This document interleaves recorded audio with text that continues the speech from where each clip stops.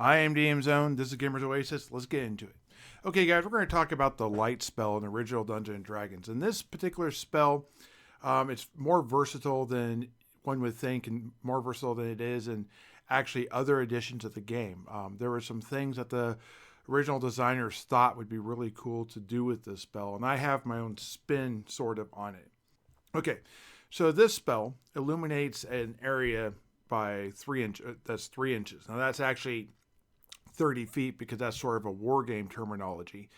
But that's okay. It's usable by both magic users and by clerics and elves. The magic users and elves have the same. The clerics actually have a more improved, more powerful version. There's a base number or number of rounds or turns, that this spell lasts. The cleric gets double the base. Not double the level, but double the base. So the way it works is, if you're a magic user, it would be 6. If you were a cleric, it would be 12. And then you add your level to it. So if you were a 4th level magic user or an elf, that would be 10 turns or 100 minutes. And if you were a 4th level cleric, that would be 16 turns or 160 minutes. So basically, it's most of the time you're inside a dungeon. It certainly gives you enough time to go in, do some things, and get out. That's several wandering monster encounters. Most, at least early parties, are not going to spend that long in there.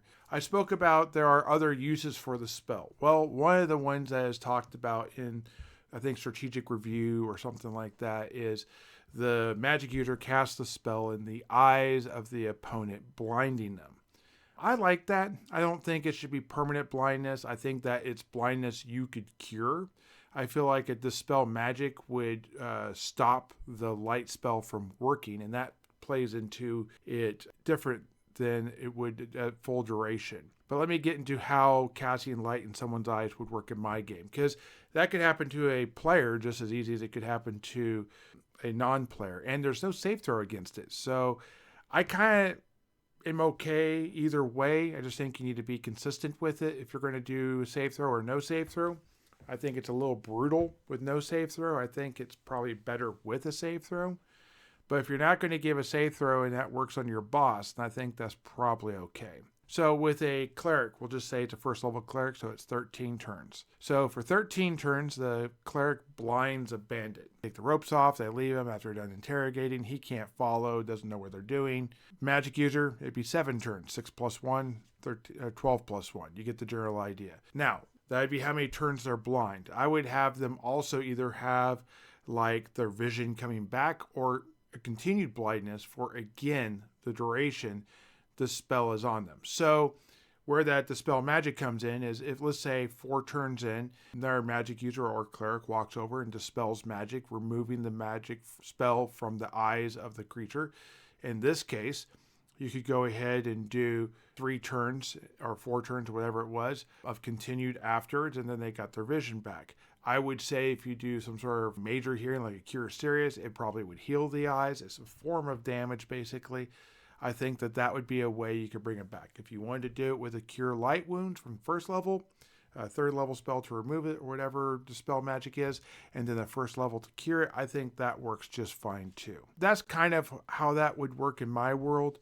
I also think that not all light has to be the same white hue. You could have different shades of hue, all the way to black, where you have darkness, to maybe even like a dark gray, where it's opaque enough that you can see in and out of it, but it gives you the ability to hide. But you could also make it a blue color. You could use it to illuminate things. Hey, don't go this way, put red up. And I think that is a way you could also use it. You could cast it on an object. Like, for example, when Gandalf casts it on his staff, he's able to walk around. You could also cast it on an orb and give it to your thief, who's a human, unless you're playing a halfling, which also doesn't have dark vision or night or infravision. So they would have the ability, when they get to wherever they're going, to go ahead and start using light and maybe control how much light is being used. That's how I would use light. I'm going to be making a lot more videos like this.